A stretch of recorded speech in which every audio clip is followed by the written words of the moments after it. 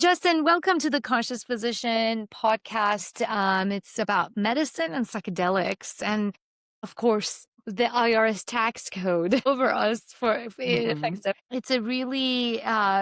It's a pleasure to have you today on the podcast, sharing your experience of life. Number one, as a human being, how you got into this realm and the work that you do, how it might have evolved over time, and also how could people find you? Majority of our listeners are therapists, doctors, people in the community, veterans, growers, all kinds of people in this realm that really care about the mission of healing through utilization of plants or not, just healing in general. But tell us about you. Yeah, I've been an accountant, a small business accountant for 20 years, self-employed. I mean, I have many years before that. I went to Oregon State University and got a degree in accounting there, and I have a degree in psychology too. I originally wanted to do psychology because of the experiences that I had with psychedelics. When I was 17, I had my first psilocybin experience, and it was amazing. And I had a lot of trauma that I was dealing with, and I was very narrowly focused at that time, and so that experience really opened my mind up and expanded my awareness to the point where I could see beyond just my own programming, essentially. Like I was able to see, oh, my parent, I was able to reconcile my parents. I was able to, I was Mormon half time, and I was able to reconcile my experiences with the church and its spirituality and all that. And when I really look back, I saw color for the first time. And I know that's a normal experience for people who are using psychedelics to experience like color, like very, very vibrant color. But I kid you not, my memories are very much black and white, or blue and white or something like that, like just very narrowly focused. And then all of a sudden I was like seeing life in a whole new way. Right place, right time. Just a friend of mine said, "Hey, you need to try this." And I'm like, "Okay." And it was great. And I grew them for a little while. I was really excited about it. And I printed, it was funny because I went online and I printed a manual that I found online. And now this is 99. So the Wow. technology, so I went into my college print shop and I found a manual on how to grow mushrooms, and I started printing it. It was 120 pages long. And I was sitting there at the printer as it slowly printed page at a time, sweating bullets that the people around me who were all like standing there were going to look at what I was printing. It was anyway. But I ended up going back to school. I spent a year in Mexico and had a wonderful experience, like kind of exchange student experience there. And when I got back to the States, I didn't know what I was going to do. As spending a year in Mexico might do, all of your agendas like kind of go out of the way and you like slow down to half pace. But then ultimately, I started dabbling in classes at OSU. My wife at the time was getting a degree in horticulture, and I was dabbling, and I took a few accounting classes, and I'm like, oh, this is it. Like accounting. I don't know why, but I really liked it. Like just I don't know, it tickled those sensibilities, I guess, like the problem solving. And I had got a degree in psychology previous to that, but I realized I had so much baggage that I wasn't like in a good place for that, like to actually help people like on a one-to-one basis like that. So I really liked accounting, and I got some internships.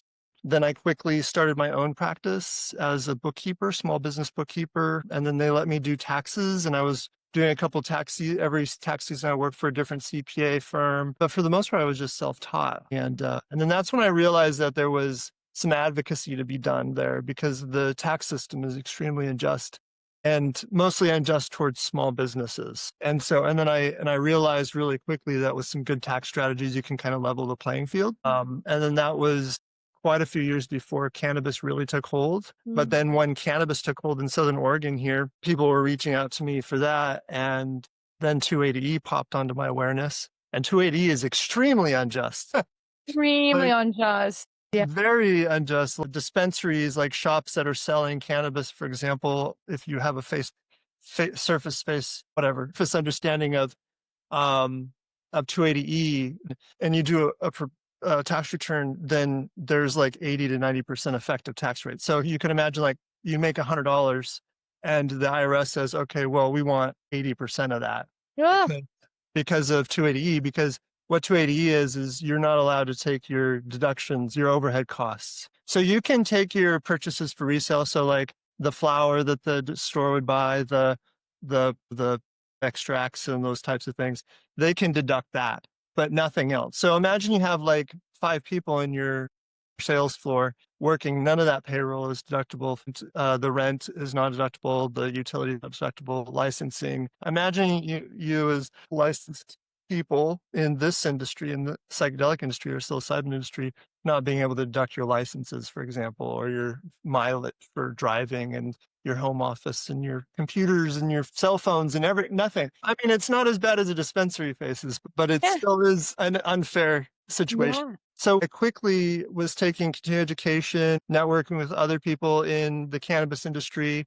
I remember going to Colorado for some continuing education and meeting up with some of the like, front uh, leaders or front runners in terms of like the leaders in the industry. And they turned me on to a couple of tax codes that it was still a flimsy argument at that time, but we were able to like start to like kind of segregate over facility costs and whatnot, and like payroll costs. We would say like, okay, well, if the employee is in the front selling, that's non-deductible, but if they're in the back and they're bagging and tagging and doing inventory management, then that would be kind of like a cost of goods sold. So we would take that and then we would like segregate some square footage. Okay, so this square footage is not deductible. And then when they're in the back in managing inventory, then that's deductible. So we would play these games, and it was very flimsy at that time. But then in 2018, another tax code got passed during the Tax Cuts and Jobs Act called 71C.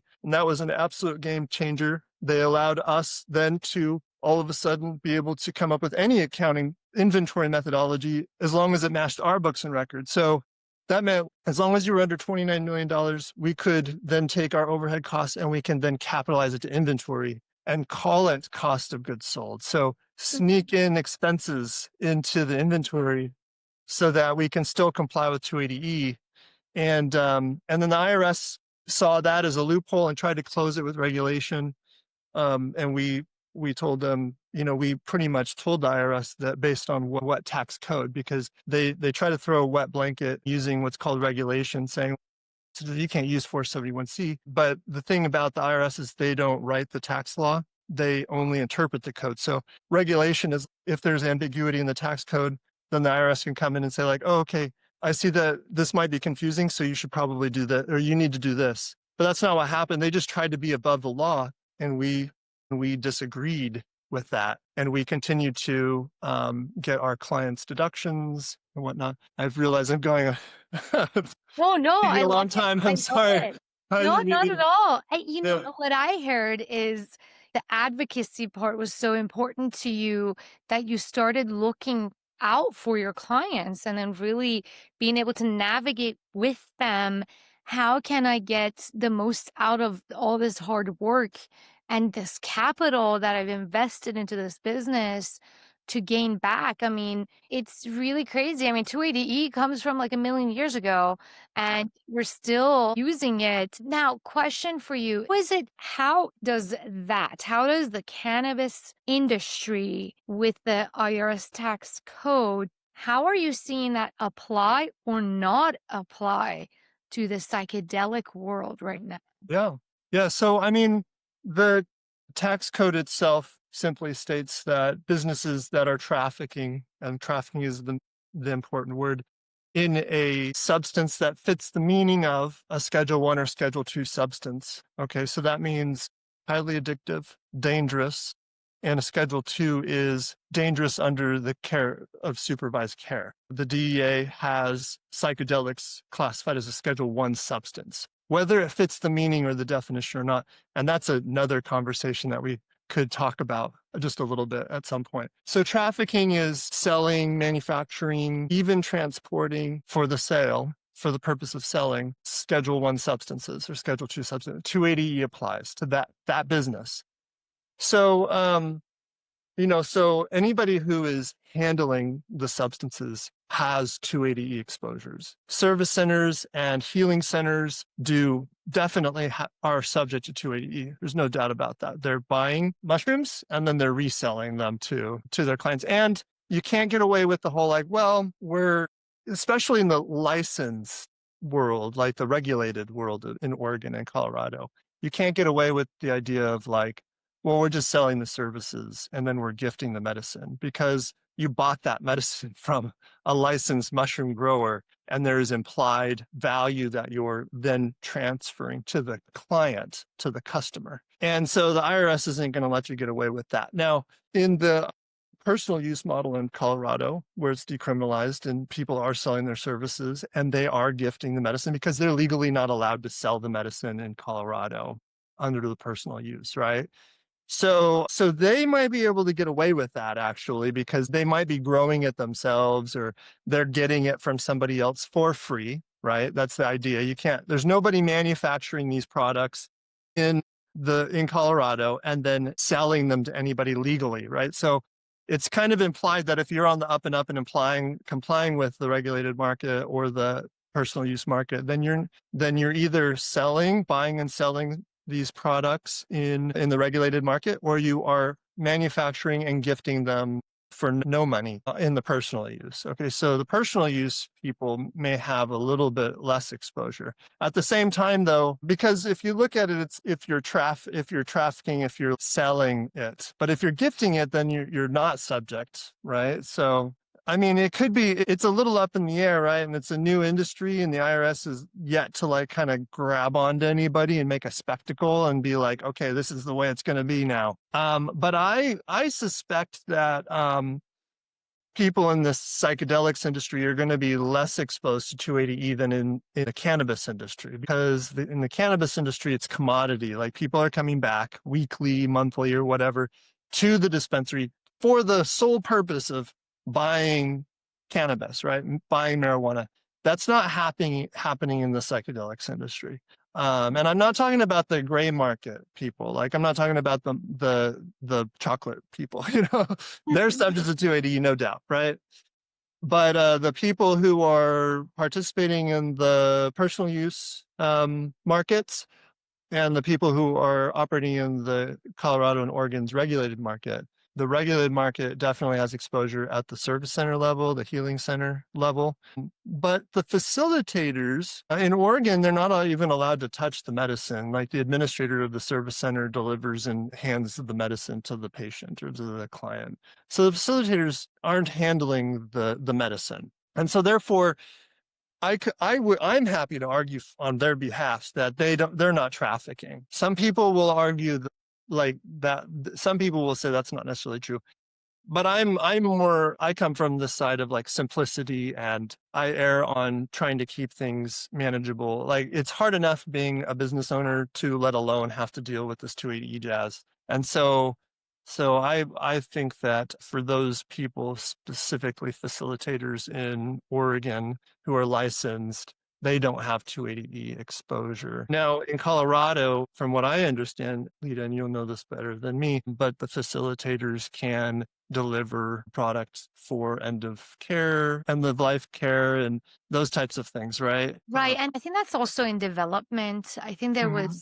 I think Oregon was the one that said we cannot deliver it to people's homes for end of life. And then there was a lawsuit for the community saying, no, they're Mhm. disabled. They can't go places. Oh, And now I think that's in the works. And I think oh, Colorado okay. is learning from that to be able to allow for that to happen. I don't exactly know where they are with it right Okay. now, but yeah, but you also hear a lot of stories right now in Colorado that it's a lot more free where people are administering and but we're talking about two different markets as well. There's a underground market that's been going on for some time.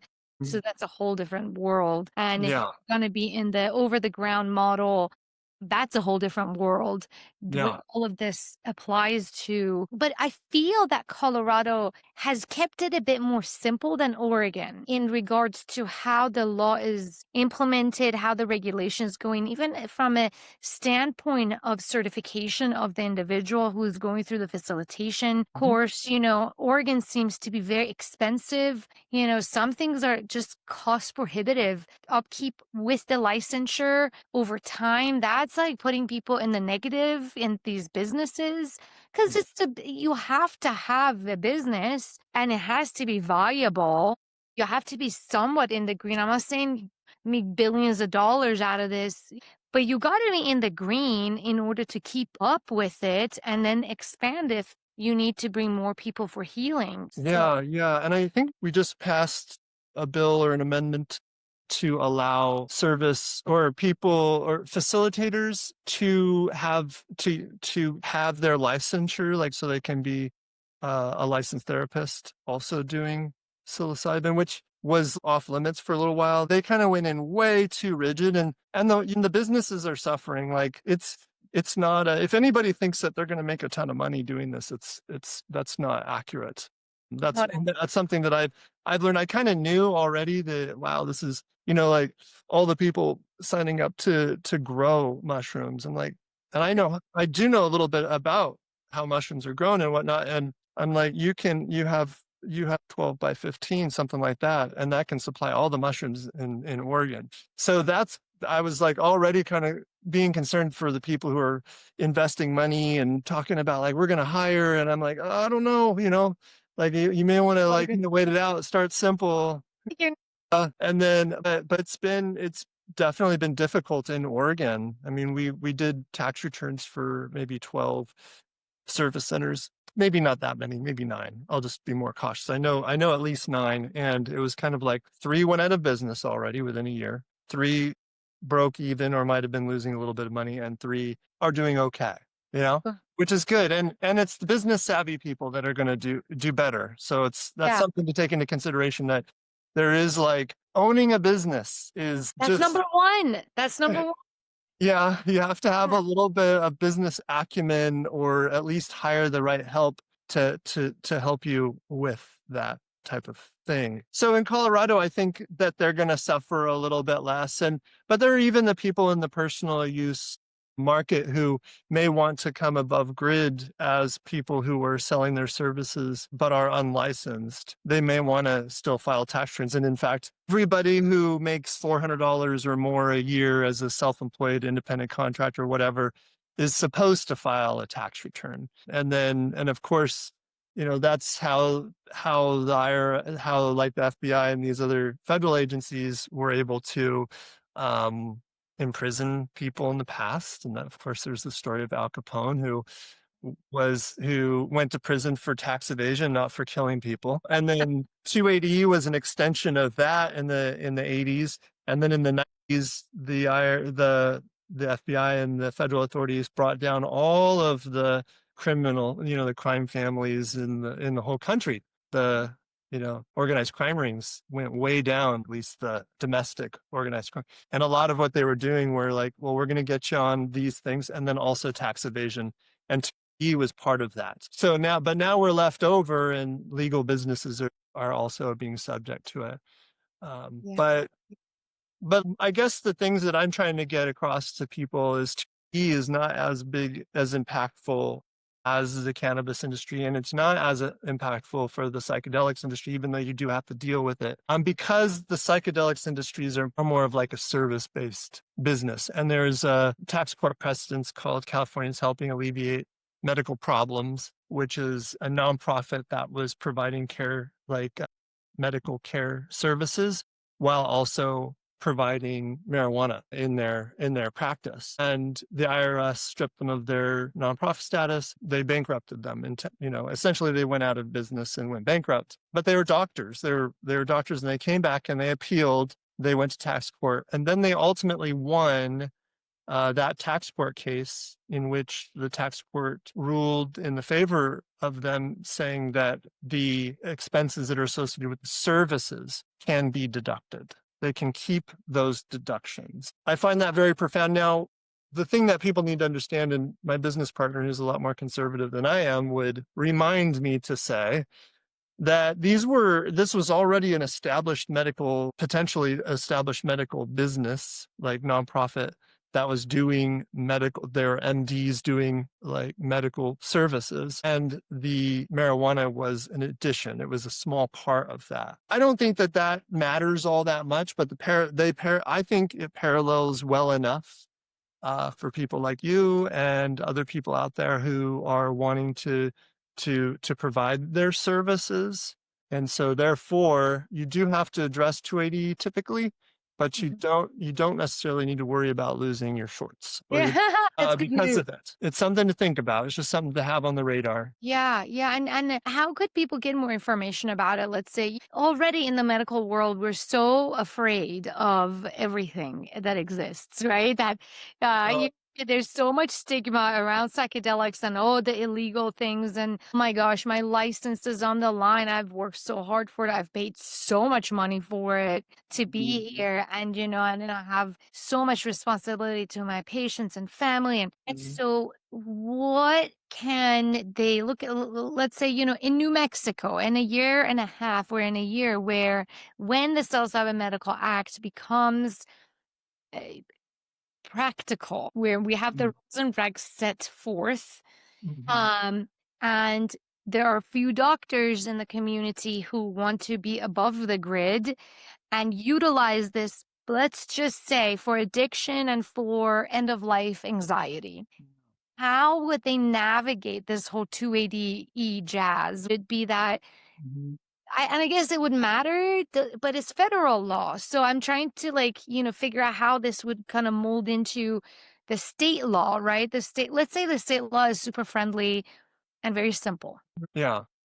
That's what I'm pushing for big time right now. Well, the federal authorities have, for the most part, been very respectful of the regulated markets in the states, both Okay. in cannabis and then so far in psilocybin. And so I don't see the federal authorities really cracking down on regulated players, people in the regulated market. And then you got a lot of support from the FDA and the HHS and whatnot, even for like they're pushing to reschedule, cannabis to Schedule 3. Psilocybin's been deemed an urgent technology or an urgent medicine 3 times, not 4 times. So it's hard to argue that these are dangerous. I mean, they can be dangerous Addictive. unsupervised, right? But it's hard. I don't think they're going to be, it's not really affiliated with organized crime. If you go take down a mushroom grower, they typically don't have guns and cash like like the cannabis people do sometimes. Um, so so far, I mean, I guess I don't know the answer in terms of how the federal authorities are going to respond to this as it rolls out, but I feel like they have much bigger fish to fry. But so as far as those people's response to 280E, that's simply a matter of, okay, well, are you trafficking or are you not trafficking? That's the first step. Now, if you own a healing center or you own a service center or you are growing, of course, that is a no-brainer. You are subject to 280E. And then there are ways for us to mitigate the effects of that so that you're not being hit by it as much. The fall. I am a fan of throwing the IRS a bone, in terms of like saying, this business is in this industry, and 280E is, we're subject to 280E.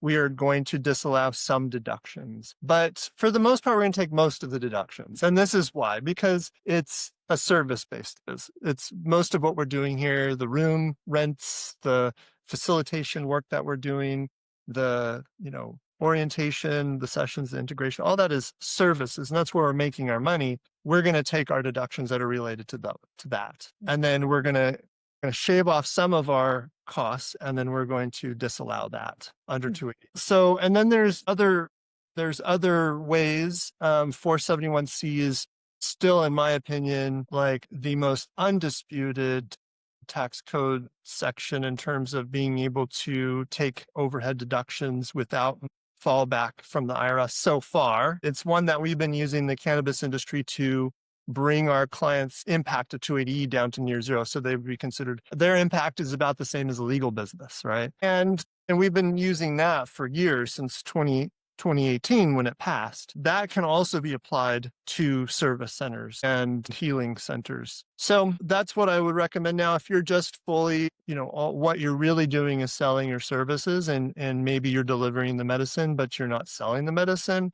then I would argue that all of your expenses are deductible. I haven't done many of those tax returns because, like I said, in Oregon, it's very clear that facilitators are not subject to 280. In Colorado, it's going to be a little bit different, and they just turned on like this year. So we will be looking at that in 2026 for 2025. And how we're going to approach that, what kind of disclosure we might put in a tax return, is something that we're going to revisit, if any, which, there is some challenges that we're experiencing, and that is that most of the people in this industry are service providers, and they're selling their time, and their capacity for generating revenue is capped, right? And so the last thing you want to have to do is pay for a high-priced accountant to help you comply with this, because you're limited in the amount of money that you can make per hour. You've got your licensing, you've got all of your costs. You need to be able to make a living. And then what you don't want to do is necessarily pay us for this.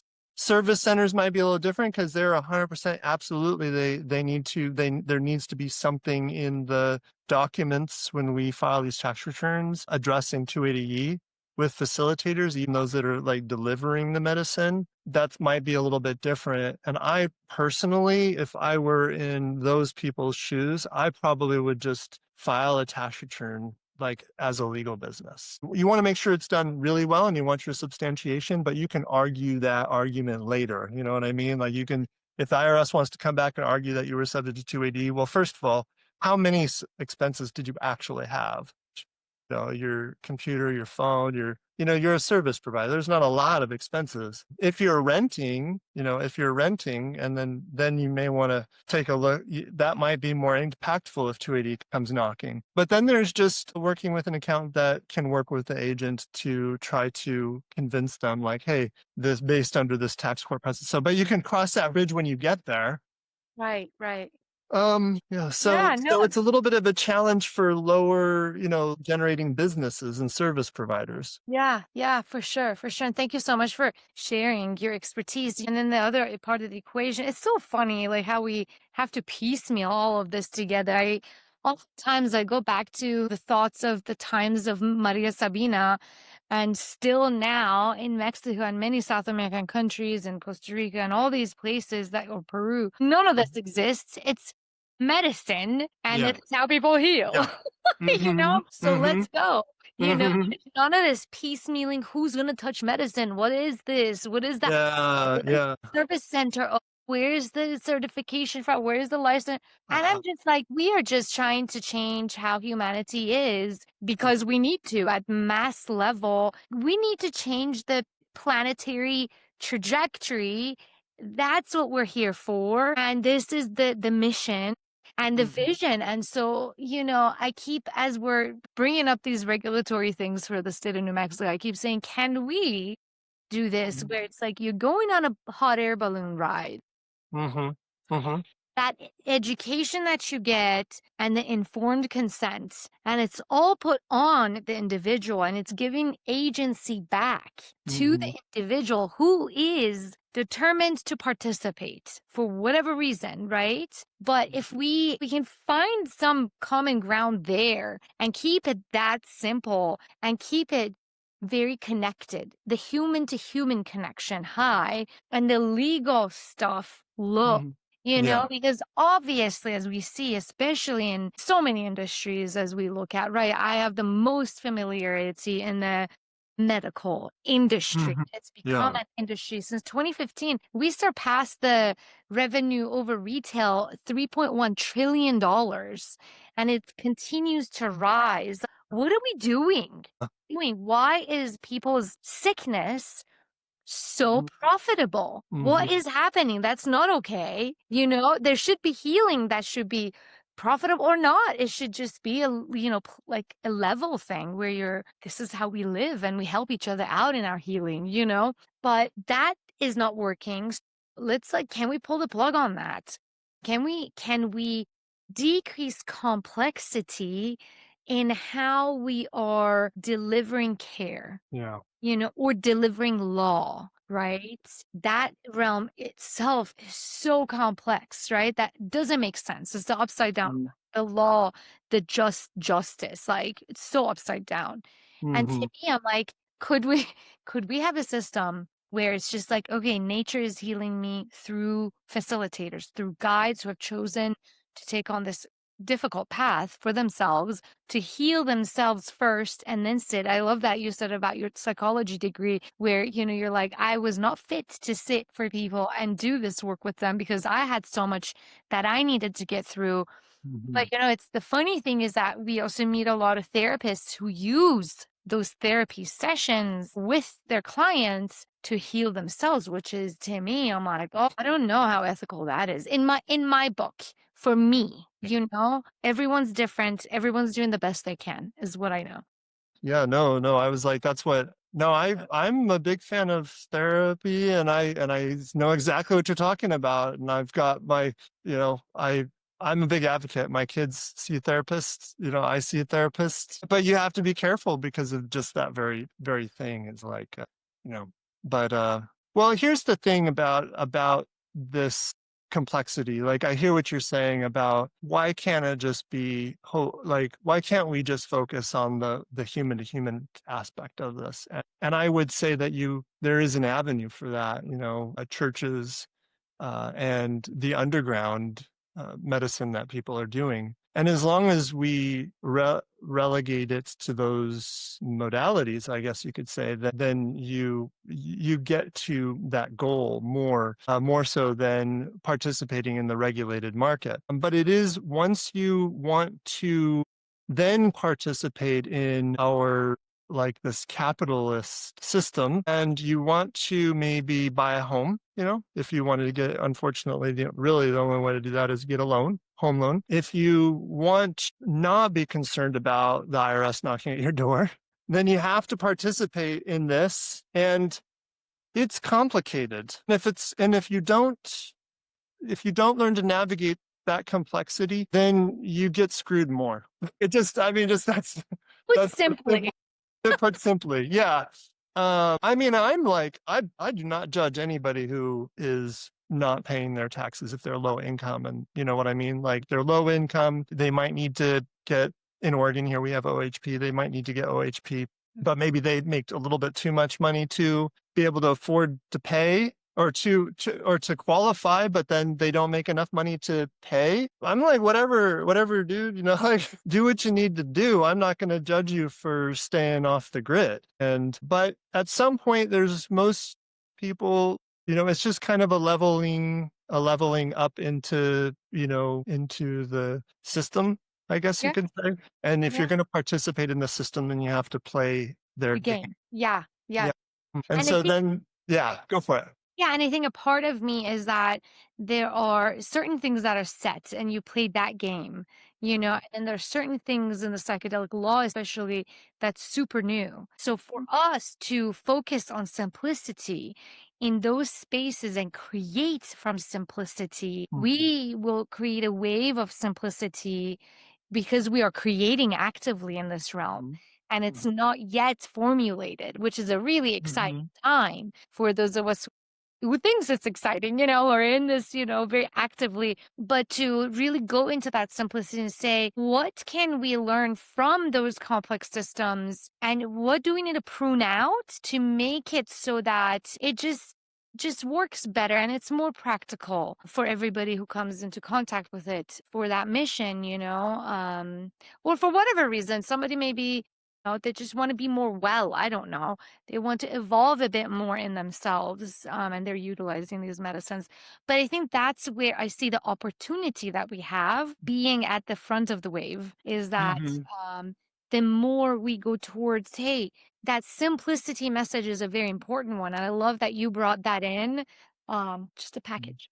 And I love that you brought that in the very beginning, simplicity. I'm all about simplicity and fun. And I agree. I'm on the same wave as we move forward. Yeah.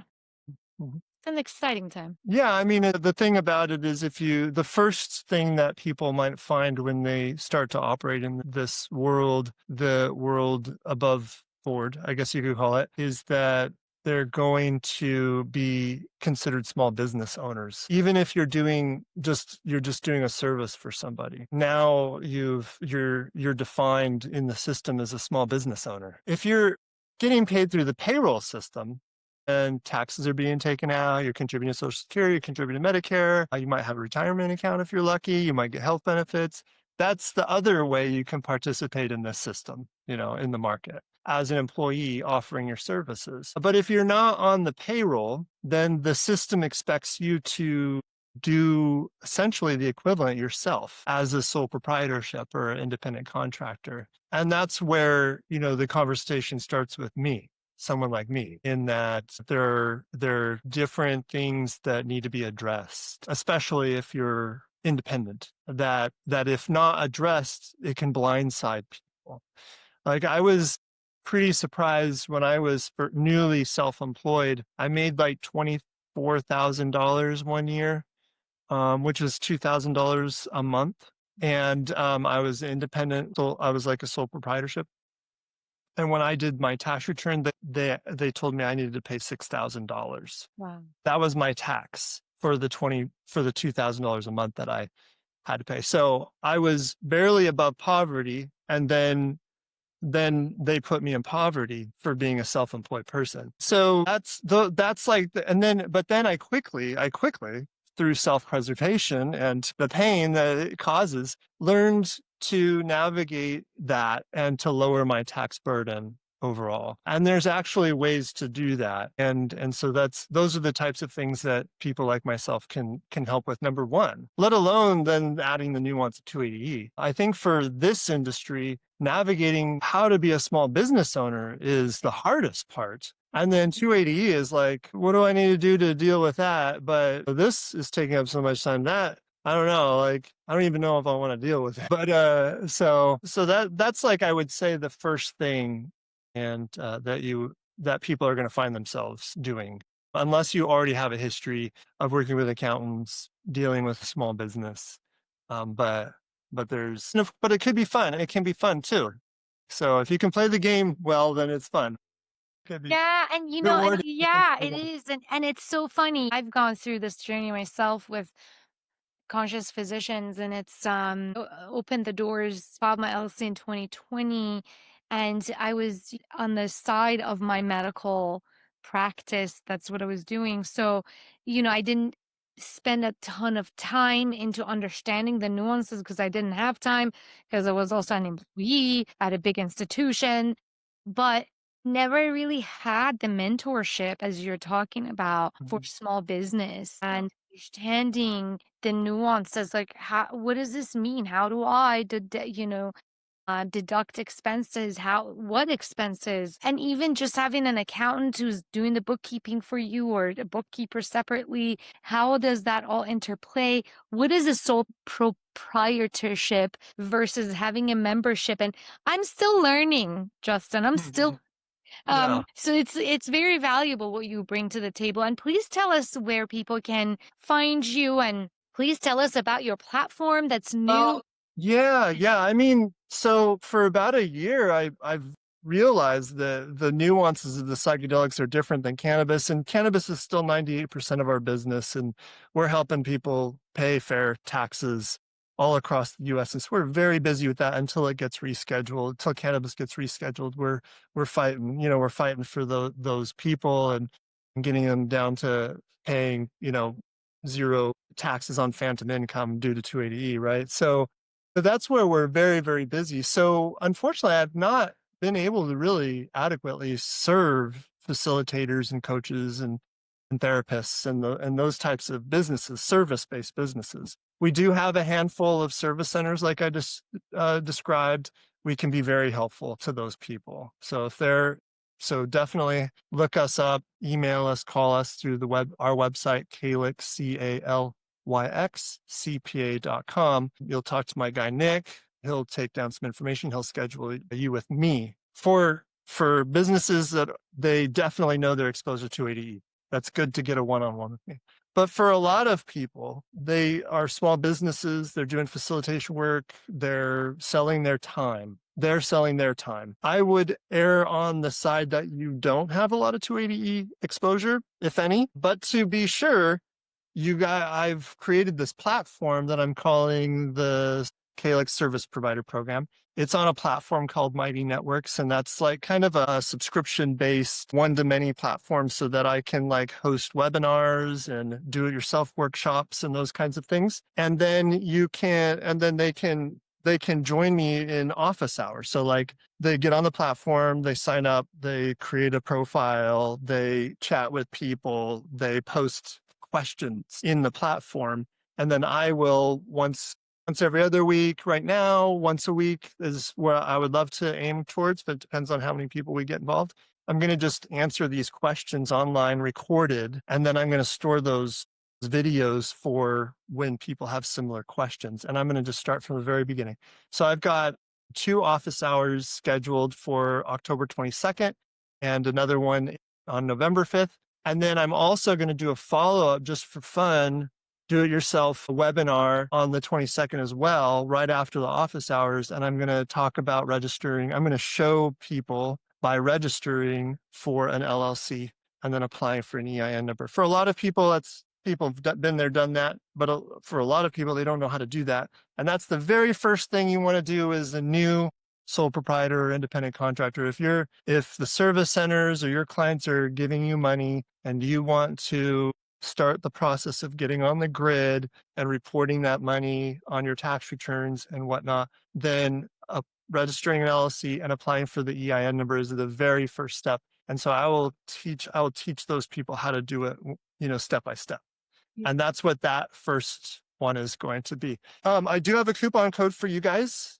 Yes. Based on your business name, Conscious Physicians. 50 is the coupon. I'm going to email you the link to maybe post. I have an email that I haven't sent. It's absolutely brand new. Like I'm still polishing it a little bit, but I got a coupon code for you and your listeners. And Amazing. So if they do that, then they'll get 50% off the monthly subscription. And so right now I have it priced at $48 a month. That will give your listeners the access for $24 a month, which in my mind is a no-brainer considering like it's $400 an hour to talk to an accountant nowadays. You know what I mean? So you go on, post your questions, I'll get on a video and I will answer your questions. And and it's just $24 a month. I'm going to sign up. No-brainer. I mean, it's a little like empty. That's okay. There's not a lot of like, I'll add stuff to it. It's cool. yeah, I'm hoping people will start to like really. So this is what I'm hoping is this is going to be the community for business people, for people who are in this industry and they are considered businesses. If you want to stay below ground and you don't want to have to play the game, then that's totally understandable and don't. But if you're looking to get above board and expand in this area, expand in the system, then this is like absolutely the perfect thing to do. And again, you do want to have an experienced accountant to work with, and you can find them out in the world, but they're hard to find actually, especially if you're in a business like this. This is definitely for people who are in the psychedelic space, but it's very valuable for anybody who's finding themselves. I mean, they could be graphic design people or pet groomers. It's all of the same things apply, except for maybe the conversation about 280D. Yeah, yeah, amazing. Thank you so much, Justin, and Yeah, thank you for thank you. sharing your expertise at such an affordable price. It's huge, and I'm definitely going to sign up for your platform on Mighty Networks, and we'll make sure that we have it in the show notes so people can access it. Any last comments that you want to share? I mean, just really, I'm personally very thankful. Like, I'm very passionate about small businesses, and I am so excited about actually being able to work with you all in this psychedelics and psilocybin industry. Absolutely important work, paradigm shifting work. I'm excited to see how it all like comes together. I love the fact that I've got the opportunity to be on the forefront of all this. Amazing. Oh, yeah. What a Thank special you. time. Thank you for doing the work that you guys do. Thank you. Thank you so much for recognizing and being there to support and give the education we need and to know how to operate. It's super important. Yeah, again, thank you so much for being here, Justin, and looking forward to working with you. Yeah, thank you.